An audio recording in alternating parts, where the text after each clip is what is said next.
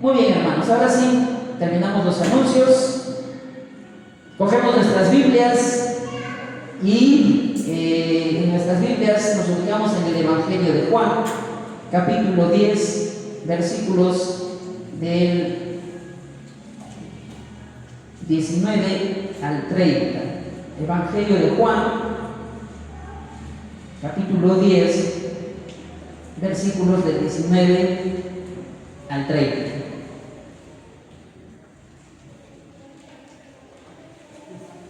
Dice así la palabra del Señor. Les voy a suplicar, por favor, que nos pongamos de pie, claro, todos los que puedan, para poder leer esta porción de las Escrituras. Dice así: volvió a haber disensión entre los judíos por estas palabras. Muchos de ellos decían: demonio tiene y está fuera de sí, ¿por qué le oís? Decían otros: estas palabras no son del demonio. ¿Puede acaso el demonio abrir los ojos de los ciegos? Celebrábase en Jerusalén la fiesta de la dedicación. Era invierno y Jesús andaba en el templo por el pórtico de Salomón. Y le rodearon los judíos y le dijeron: ¿hasta cuándo nos turbarás el alma? Si tú eres el Cristo, dínoslo abiertamente. Jesús le respondió: os lo he dicho y no creéis. Las obras que yo hago en nombre de mi Padre, ellas dan testimonio de mí, pero vosotros no creéis, porque no sois de mis ovejas, como os he dicho. Mis ovejas oyen mi voz, y yo las conozco, y me siguen. Y yo les doy vida eterna, y no perecerán jamás, ni nadie las arrebatará de mi mano. Mi Padre que me las dio es mayor que todos, y nadie las puede arrebatar de la mano de mi Padre. Yo y el Padre, uno somos. Muy bien, hermanos. Durante estas 2 últimas semanas hemos estado viendo cómo el Señor Jesús tiene este discurso acerca de quién es Él, de quién es su persona con relación a sus seguidores. Y Él claramente dice que Él es el buen pastor. Jesucristo es el buen pastor. Hay otros que son pastores, pero no son buenos. Hay otros que Él dice que sí, que están dirigiendo y están gobernando y están dirigiendo el pueblo del Señor, pero no son buenos pastores. El único que es buen pastor es Él. Él es el buen pastor. Y nos da 2 razones para comprender por qué Él es el buen pastor. La primera razón es porque Él da su vida por las ovejas. Ninguno, dice el Señor Jesús, ninguno de los líderes religiosos de Israel, pudo ni dio su vida por las ovejas. Nadie. Pero Él sí. Él dice: yo sí doy mi vida por las ovejas. Y por eso se autodenomina el buen pastor. Y la otra razón es porque Él dice: yo soy su buen pastor, porque yo los conozco, porque yo las conozco a cada oveja que es de mi rebaño, sé quién es mi oveja, yo las conozco, así como mi Padre me conoce a mí, y yo conozco a mi Padre, yo también conozco a mis ovejas y mis ovejas me conocen. Así que hay una relación muy estrecha entre oveja y el buen pastor. Él es el buen pastor. No cabe duda que las palabras del Señor Jesús fueron palabras duras para todas aquellas personas que estaban escuchando ahí. A tal punto que cuando el Señor dijo que Él tenía autoridad para entregar su vida y luego tomarla, porque Él era el Hijo de Dios, esto generó reacción en las personas que estaban ahí. Y la reacción provocó un cisma, una rotura, una disensión, la llama Juan, en todos los que estaban oyendo. Y esa rotura fue justamente el que unos decidieron rechazar al Señor Jesús y decidir en su corazón no creer en Él. Y otro grupo decidió creer en el Señor Jesús, ir tras de Él, pero aún todavía tenían algunas dudas. Entonces, el Señor Jesús, estas palabras que generaron esta disensión, esta rotura, hizo que estos hombres, estas mujeres que estaban escuchando ante estas palabras del Señor Jesús, tomen estas decisiones. Ahora, hermanos, ¿en qué radicaba la diferencia entre que unos sí decidían seguir a Jesús y otros no? ¿Cuál era la diferencia o en qué radicaba esa rotura que hubo de pensamientos y de decisiones? En identificar quiénes eran las verdaderas ovejas del Señor, quiénes eran las verdaderas ovejas que pertenecían al rebaño del Señor Jesús y que éstas tienen plena seguridad de salvación en Cristo. En Cristo.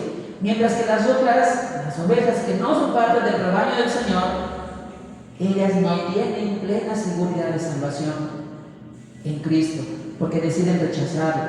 Ahora, hermanos, eso es lo que vamos a ver en esta tarde, de que los beneficios de ser una verdadera oveja del buen pastor Jesucristo es que Él guarda, nos preserva, nos cuida por la eternidad. Él guarda a sus verdaderas ovejas. En medio de la primera discusión, en medio de las primeras decisiones de unos creer en el Señor Jesús y otros rechazar al Señor Jesús, el apóstol Juan nos va a dar dos datos importantes que nos ayudarán a comprender por qué el Señor Jesús les dijo estas palabras y por qué el Señor Jesús les asegura que en Él tendrán plena seguridad de salvación eterna. Estos dos datos importantes que nos da el apóstol Juan las encontramos en los versículos 22 y 23. ¿Qué nos dice el 22? Primer dato: celebrábase en Jerusalén la fiesta de la dedicación y era invierno. Primer dato: ¿qué es la fiesta de la dedicación? La fiesta de la dedicación, o también llamada la fiesta del templo, o la fiesta de las luces, o la fiesta de la inauguración, es lo que los judíos hasta ahora, hasta el día de hoy, la llaman Yanuká. Yanuká. Esa es la fiesta de los judíos. Ahora, no es una fiesta establecida por Dios en el Antiguo Testamento. Dios no estableció esta fiesta. No la estableció. Esta fiesta fue establecida por los propios judíos por una tradición y para conmemorar el hecho de haber recuperado su templo en Jerusalén. ¿Y por qué sucedió todo esto? Les cuento a manera de historia. Ustedes saben por historia que el imperio griego se desarrolló de manera tan extensa que llegó a cubrir naciones como la de Palestina, la de Israel y aún mucho más allá en Medio Oriente. Alejandro Magno fue uno de los hombres que hizo que el imperio griego se extendiera en demasía. Cuando Alejandro Magno conquistó la ciudad de Israel, la nación de Israel, les dijo a los judíos: bueno, yo voy a imponer mi cultura, ustedes van a tener que hablar griego, pero tampoco les voy a prohibir que hablen su idioma hebreo, pero sí, eso sí, todos van a hablar griego y todos van a empezar a estudiar. Así que, y eso era lo que por historia se llama la helenización. Por la helenización, todas las naciones tuvieron que aprender a hablar el idioma griego y la cultura griega. Pero Alejandro Magno respetaba su religión de las naciones a quien conquistaba y no les prohibía nada. No es sino que hasta el año 170 a.C. subió al trono un hombre que se llamó Antíoco IV Epífanes. Este Antíoco IV Epífanes era un hombre muy despiadado y sobre todo contra los judíos, porque este hombre quiso destruir, quiso desaparecer también a los judíos y empezó a prohibirles a los judíos que se circunciden. Fue algo terrible. Además les dijo a los judíos, les prohibió que lean la Torá, les prohibió que se aprendan de memoria el decálogo de Moisés, los 10 mandamientos, y les prohibió muchas cosas. Una de las atrocidades que hizo este Antíoco IV es que ingresó por la fuerza al templo de Jerusalén y hizo un culto para Zeus, ni siquiera para Dios profanó completamente el templo de los judíos. Incluso fue tan terrible su actuar en contra de los judíos que sacrificó un chancho en el templo. Y eso para los judíos era una blasfemia total, era una depravación lo que estaba sucediendo, porque para los judíos el cerdo era un animal impuro que no podía ser sacrificado, y menos en el templo. Era terrible lo que este Antíoco IV hizo con la nación judía. Pero cuenta la historia que en el año 164 se levantó un hombre, Matatías, macabeo, y inició una revolución en contra de este Antíoco y contra todo su ejército. Eran pocos hombres, incluso eran sacerdotes, ni siquiera eran guerreros. Y iniciaron esta revolución hasta que en el año 164 su hijo,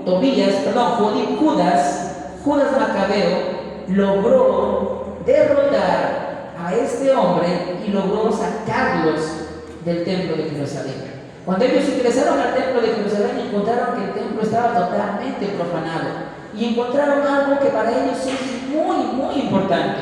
Encontraron que el candelabro, que siempre tenía que estar encendido, lo encontraron con las luces apagadas. Ellos encendieron las luces del candelabro un 25 del mes de Kislev para los judíos. El mes de Kislev para los judíos es diciembre para nosotros aquí en Occidente. El 25 de diciembre ellos lograron sacar a estos hombres que habían profanado el templo de Jerusalén. Prendieron el candelabro con un poco de aceite de oliva que había ahí, solamente para que esté encendida ese día. Ellos decían, con este aceite es suficiente para que esté encendida un solo día. Pero estuvo encendida 8 días. Y por eso, a partir de todos esos sucesos, el pueblo judío, cada 25 del mes de Kislev, celebran, conmemoran la restauración del templo de Jerusalén. Lo conmemoran hasta el día de hoy, a pesar de que el templo fue destruido. Hasta ahora ellos siguen celebrando, conmemorando el 25 de cada diciembre la restauración del templo, y encienden sus propios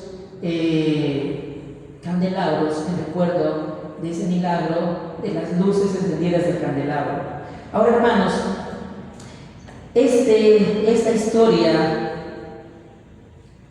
este registro que nos da Juan de que los judíos estaban celebrando justamente esta fiesta de la dedicación, justo se da en el momento en que el Señor Jesús está allí, está ahí. El otro dato que nos da Juan está en el versículo 23 y dice: y Jesús andaba en el templo por el pórtico de Salomón. En ese tiempo el templo de Jerusalén tenía 4 pórticos. El apóstol Juan está hablando específicamente de uno que estaba en el sur, hacia el sur del templo. Y este pórtico de Salomón era muy importante para los judíos porque ellos consideraban, no está escrito obviamente en la Biblia, ellos pensaban, dice la tradición judía, que ese pórtico tenía algunos rasgos o algunas cosas que habían quedado, algunos ladrillos, algunas piedras que habían quedado del templo que Salomón había construido muchos años atrás. Así que ese lugar era un lugar muy especial para ellos, y que además era usado para poder llevar conferencias y enseñanzas de las Escrituras. Y por eso dice Juan en el versículo 24 que los judíos, ¿qué hicieron? Lo rodearon y le hicieron algunas preguntas. Ahora, hermanos, ¿por qué Juan nos da estos detalles? ¿Por qué? Esto nos lleva a considerar que el Señor Jesús va a referir las palabras que vamos a leer y considerar más adelante en un momento muy especial en la vida de su pueblo, en un lugar que representaba mucho para ellos, pues el hecho de estar celebrando la reestructuración o la reinauguración del templo en un pórtico que consideraban que era un rezago del templo construido por Salomón, les daba a ellos un especial motivo para oír las palabras del Señor, de saber que el Señor no solamente restaura, sino de que el Señor preserva. El templo de Jerusalén fue destruido en el año 70, pero la vida que el Señor Jesús te da, la vida que el Señor Jesús te restaura, esa vida no se destruye, esa vida el Señor Jesús la preserva hasta el día que venga por ti. He aquí surge la importancia de saber por qué nos da Juan esos datos. Y vamos a desarrollar, hermanos, en esta tarde estos dos puntos que encontramos en la palabra del Señor en este texto. Primer punto, la reacción a las palabras y a las obras del Señor Jesús. Fijémonos en el versículo 19, 20 y 21 y luego en el versículo 24. Volvió a haber disensión entre los judíos por estas palabras. Muchos de ellos decían: demonio tiene y está fuera de sí, ¿por qué le oís? Y otros decían: estas palabras no son del demoniado. ¿Puede acaso el demonio abrir los ojos de los ciegos? Y aquí están los dos puntos de vista, las dos decisiones que estos grupos se formaron. Por un lado, un grupo dice: ustedes están locos, ¿cómo pueden oír a este hombre que está endemoniado? Este hombre es un ser maligno, no deben ni siquiera escucharlo.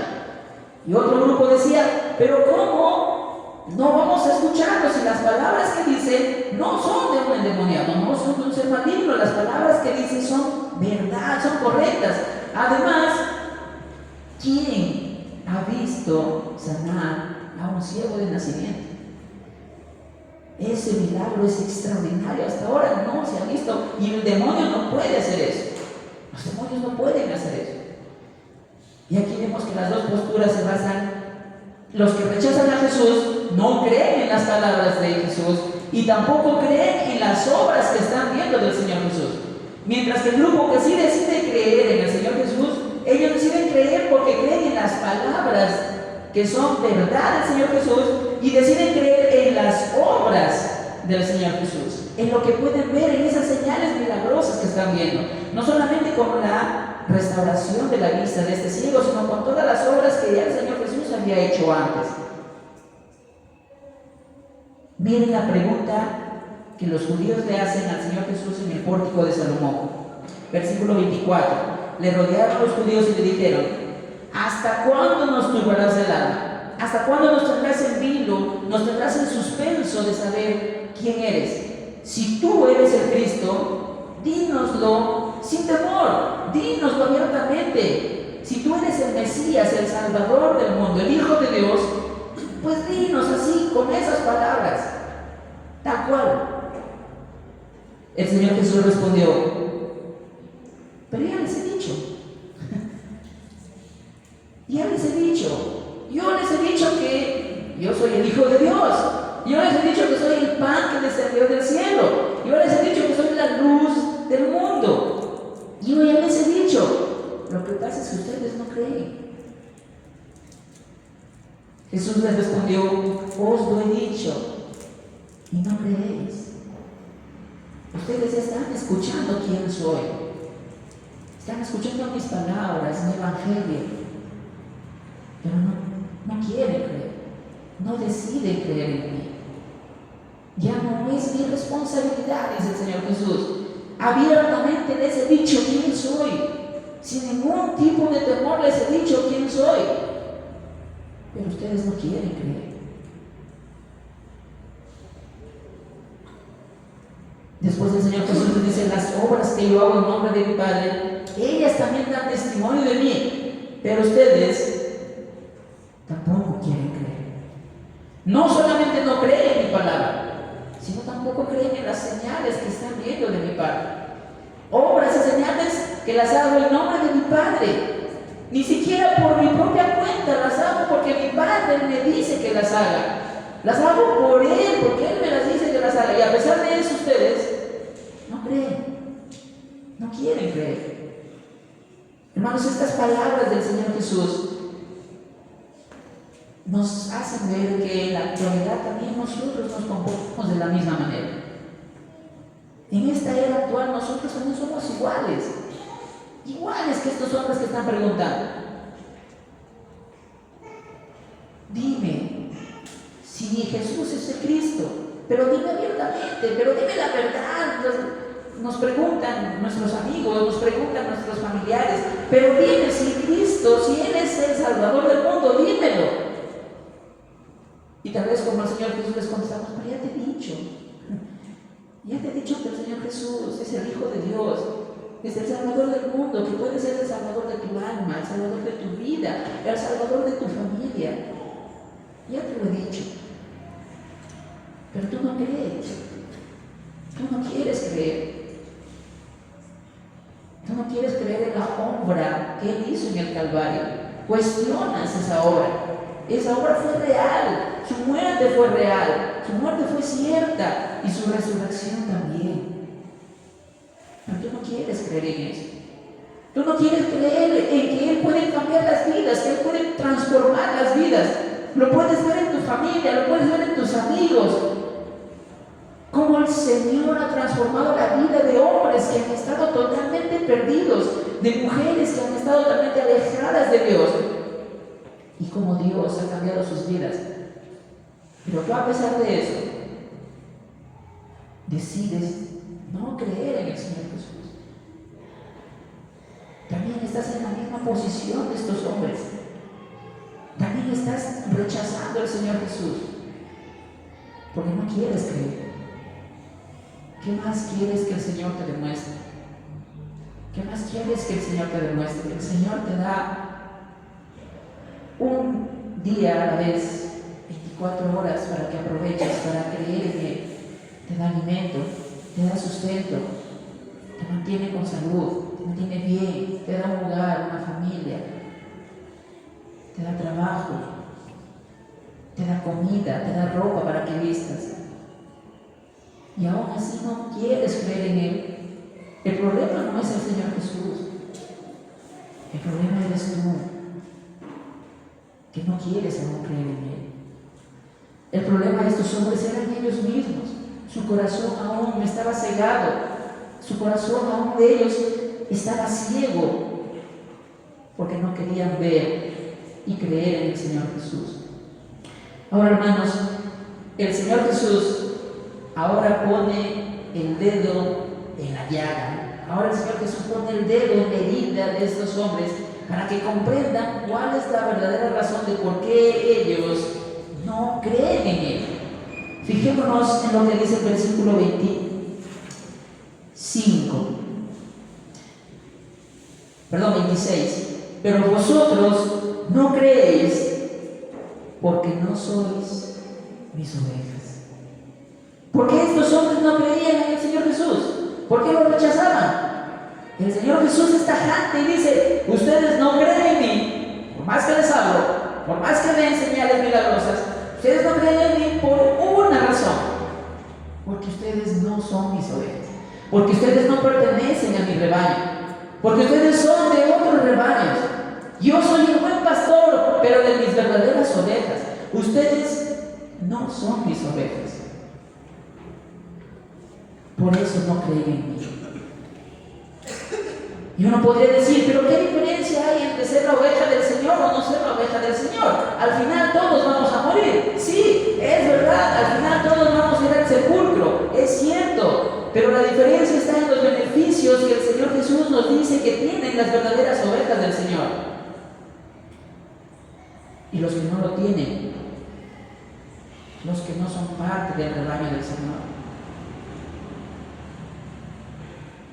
Fijémonos ahora, hermanos, en lo que dice el versículo 27. ¿Quiénes son las verdaderas ovejas del Señor? ¿Quiénes son las verdaderas ovejas del Señor? Dice: mis ovejas, ¿qué hacen? Oyen mi voz, yo las conozco y me siguen. ¿Cuáles son las características de una verdadera oveja del Señor? Que oye, es conocida y sigue al buen pastor. Y cuando el Señor Jesús dice que oye, significa significa que están atentos, que su oído está tan desarrollado, es tan cuidadoso de escuchar e identificar la voz del buen pastor, que no oyen voces extrañas, que por más que aparezcan otras voces, no oyen voces extrañas. Y hermanos, la única forma de desarrollar ese oído, esa cualidad de oír la voz de Dios, es la que el Señor nos da. Él desarrolla en nosotros la fe para oír su voz, para oír su voz. Y una vez que nosotros empezamos a oír su voz, tenemos que desarrollar, tenemos que seguir practicando, capacitando nuestro oído para escuchar la voz de Dios. Recuerden que Samuel, el profeta Samuel, cuando era un niño y estaba en el templo, estaba durmiendo y escuchó que alguien le decía, Samuel. Y él se levantó y se fue a él y le dijo, maestro, ¿me llamas? Y él le dijo, no, vete a dormir. Otra vez Samuel se va a su cama, está durmiendo y escucha una voz, Samuel. Otra vez se levanta y se va a donde Eli y le dice, Eli, ¿me llama? No, yo no te he llamado. Pero si vuelves a escuchar que alguien te llama, responde, aquí estoy, Señor. Entonces Samuel estaba dormido y escucha otra vez, Samuel. Y responde, he aquí, Señor, tu siervo escucha. Y es ahí cuando Samuel reconoce que quien le estaba hablando era el Señor, era la voz de Dios. A partir de ahí, Samuel desarrolló tan perfectamente su oído que únicamente escuchaba a quién, a la voz de Dios. No escuchaba otras voces. Él no reconocía otras voces como la voz de su Señor, sino únicamente cuando el Señor le hablaba. Tú y yo, como creyentes, como verdaderas ovejas, tenemos a disposición la voz de Dios aquí en nuestras manos y la tenemos todos los días. Ahora la tenemos no solamente de forma escrita, la tenemos en audio, la tenemos en Biblias dramatizadas en audio, la tenemos en video, la tenemos en películas, la tenemos de todas las formas. Depende de nosotros ahora capacitar nuestro oído para escuchar atentamente y diligentemente la voz de nuestro buen pastor. Y si, dice el Señor, y si mis ovejas me oyen, yo las conozco y me siguen. Y cuando el Señor Jesús dice me sigue, el verbo que utiliza Juan para escribir aquí en su evangelio no es el seguir, sí Jesús, ve avanzando, yo ya te encuentro por ahí. Ya te sigo. Tú vas por ahí, yo ya voy en tu tracito. No significa eso. El verbo que utiliza Juan es para un seguir. Voy a coger la guitarra. Es un seguir así, aferrado al Señor Jesús. Es un seguir de compañía cercana. No es un seguir de lejanía. No es un seguir de, sí, Jesús, yo te encuentro por la plaza de armas, Jesús, ahí no te preocupes, yo voy a seguirte. No es un seguir es un seguir de estar pegado al Señor Jesús, de estar ahí al costado de Él, que incluso conlleva no solamente a estar pegado a Él, sino a hacer las cosas que Él hace, de seguirle en su carácter, de seguirle en su conducta, de seguirle en su comportamiento, de seguirle en su manera de vivir. Una oveja verdadera del Señor no solamente oye y reconoce, identifica la voz de Dios, la voz de Cristo, cada vez que acudes a leer la Biblia, cada vez que escuchas un mensaje de la palabra del Señor, sino que además una verdadera oveja del Señor, del buen pastor, sigue a su buen pastor. Ello implica, hermanos, que si tú eres verdadera oveja del Señor, haces lo que el Señor también hizo. Vives como el Señor vivió. Obedeces como el Señor obedeció. Pero lamentablemente nuestros pensamientos son mucho más fuertes, nuestras ideas nuestros ideales son mucho más fuertes porque las tenemos mucho más arriba que a la voz del Señor. No escuchamos la voz de Dios y por lo tanto no le seguimos. Y si no le seguimos, ¿vamos a seguir qué? Vamos a seguir lo que nos presten, lo que nos digan nuestros amigos, lo que nos diga nuestra familia, lo que nos diga cualquier otra persona que esté fuera del conocimiento de Dios. Y a esos consejos sí seguimos. ¿Eres verdadera oveja del Señor? Estas dos características que nos da el Señor Jesús de sus verdaderas ovejas, hermanos, nos deben llevar a reflexionar cómo es que estamos delante del Señor. Porque si somos verdaderas ovejas del Señor, no solamente reconocemos su voz cada vez que Él habla, sino que atendemos también a su consejo y a su mandato cada vez que Él ordena, cada vez que Él dice algo. Y si Él te dice algo o te ha dicho algo que tienes que hacer a través de su palabra, acatémoslo. Vivamos pegaditos al Señor Jesús, vivamos pegados para aprender más de su carácter, vivamos pegados a Él para aprender más de su ser. ¿Por qué? Porque, hermanos, ¿cuál es nuestra reacción natural cuando nos ofenden? ¿Cuál es nuestra reacción natural? Ofender. Pero el carácter de Cristo, ¿cuál fue? El carácter de Cristo fue: si alguien te da un golpe en la mejilla, entrégale la otra. Pero nosotros, ¿qué hacemos cuando estamos lejos del Señor Jesús? Cuando al Señor Jesús le decimos: sí, ya te encuentro, no te preocupes, yo te estoy siguiendo, no te preocupes, el Señor Jesús ya está por los baños y tú estás por acá, ya estoy por ahí, no te preocupes. Y como no sigues, como no estás a su lado, no aprendes de Él, si alguien te ofende, ¿tú qué haces? En respuesta también ofendes. En respuesta ofendemos. ¿Estamos siguiendo el carácter del Señor Jesús? No.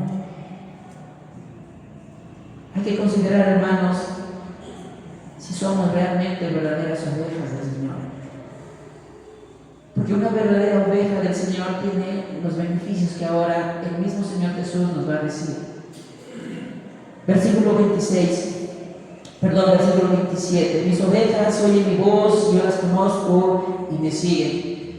¿Y qué hace el Señor Jesús con sus verdaderas ovejas? ¿Qué les da? Vida eterna. ¿Y a los que no son sus verdaderas ovejas? No. A los que no pertenecen a su rebaño no tienen vida. El hecho de que el Señor Jesús diga: yo a mis verdaderas ovejas les doy vida eterna, es porque nos está diciendo: ustedes no van a ser condenados. Ni la vida, ni la muerte, ni nada. Ustedes no tienen condenación porque yo les doy vida y les doy vida eterna. Ustedes que son mis verdaderas ovejas, que me siguen, que me oyen y que me siguen, yo les doy vida eterna. ¿Cuál es el otro beneficio? Y no perecerán jamás. No perecerán jamás. No se perderán. Nadie les hará daño. Y finalmente el Señor Jesús dice: y nadie las arrebatará. Nadie las arrebatará de mi mano. Nadie podrá quitarlos por la fuerza de mi mano. Nadie. Ustedes seguramente han visto por internet o por televisor, o seguramente han sido testigos o incluso hasta víctimas de que alguien les haya sustraído su cartera o su celular o algún objeto personal de manera así, arrebatándoles las cosas, quitándoles por la fuerza. Recuerdo que cuando era un adolescente estaba paseando por la Plaza de Armas, me habían regalado un reloj muy bonito que me encantaba y lo tenía en mi reloj en mi mano, estaba con polvo y lo estaba presumiendo. Y en la esquina de Amazonas, con el Batán, se acerca un joven mucho más alto que yo, mucho más fornido que yo, y me cogió fuerte el brazo y con toda la fuerza que tenía me quitó mi reloj, me dio mi golpe y se fue. Me arrebató mi reloj. Me arrebató mi reloj. Me quitó por la fuerza. La palabra que usa Juan es esa. Nadie las arrebatará de mi mano. Nadie las quitará con la fuerza, por la fuerza de mi mano. En Él estamos seguros, hermano. En Él estamos completamente seguros. Nuestra vida en Cristo, como verdaderas ovejas, está segura en Él. Y como dice el Salmo 23, como dice David, por más que pase por el valle de sombra de muerte, yo estoy seguro que tu vara y tu callado me sostendrán. Porque en Él estamos seguros, porque en Él no pereceremos y nadie nos arrebatará de su mano. Y el Señor Jesús nos da dos razones para entender que nadie puede quitarnos de la mano de Él. Nadie. Primera razón, versículo 29. Mi Padre que me las dio. ¿Quién nos ha dado como ovejas verdaderas al Señor Jesús? Nosotros solitos hemos ido hasta el Señor Jesús y hemos dicho, Señor, quiero ser tu verdadera oveja. No. El Padre es el que le ha dado al Hijo cada oveja verdadera. Cada verdadera oveja ha sido dada por el mismo Padre al Hijo. Así que nadie puede arrebatarla de la mano del Señor Jesús. Nadie. La segunda razón, hermanos, ahí está en el mismo versículo 29. Él es mayor que todos, refiriéndose al Padre. Él es mayor que todos y nadie las puede arrebatar de la mano de mi Padre. ¿Ahora en qué mano estamos? Estamos en la mano del buen pastor, de Jesucristo, el buen pastor, y además ahora estamos en la mano del Padre. Pero el Señor Jesús dice, nadie las puede arrebatar de mi mano, primero, porque Dios, el Padre, me las ha dado a ustedes. A cada uno de ustedes Dios me las ha dado, el Padre me las ha dado. Y en segundo lugar, Él es mayor que todos. Es decir, Él es el más poderoso. Él es el que tiene mayor fuerza que todos.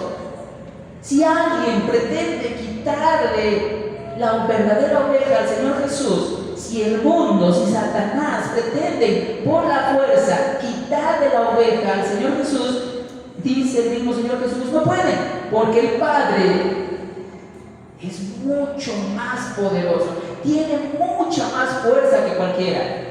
Así que nadie las podrá arrebatar de la mano del Padre. Te da alegría saber que si eres una verdadera oveja y has creído en el Señor Jesús y has depositado tu fe en Él, nadie puede quitarte la salvación, ni nadie puede quitarte la seguridad eterna de saber que el Señor te guarda, de que el Señor te cuida y de que el Señor preservará tu alma hasta los siglos de los siglos. Sin embargo, hermanos, esos son los beneficios para las verdaderas ovejas. El Señor Jesús les dice a los que hicieron la pregunta de si era Cristo, ustedes no son mis verdaderas ovejas. Ustedes no son mis verdaderas ovejas. Y por lo tanto, como no son mis verdaderas ovejas, no pertenecen a mi rebaño. Por lo tanto, yo no las quiero. ¿Cómo puedo preservar algo de ustedes si ustedes no creen en mí? ¿Cómo puedo preservar sus almas por la eternidad si ustedes me rechazan? Para los creyentes es una alegría, un gozo, una satisfacción saber que estamos guardados por nuestro buen pastor Jesucristo eternamente. Pero también nos apena y nos aflige saber que en medio de nuestra familia pueden haber ovejas que no son parte del rebaño del Señor y que no son ovejas por no por culpa del buen pastor, sino porque ellos no deciden entregar su vida al Señor, sino porque ellos no deciden creer en la palabra del Señor Jesús, no deciden creer en la obra de redención que hizo en el Calvario, por ellos mismos, por nosotros, por toda la humanidad. Hermanos, si eres una verdadera oveja de Jesucristo, el buen pastor, no solo oirás la voz y no solo seguirás al buen pastor, sino que además tienes la plena seguridad de que el Señor te ha prometido que te resguardará, te preservará y te guardará por toda la eternidad. Por toda la eternidad, hermanos. Que el Señor bendiga su palabra en esta noche. Vamos a orar. Amado Dios y bendito Padre, te damos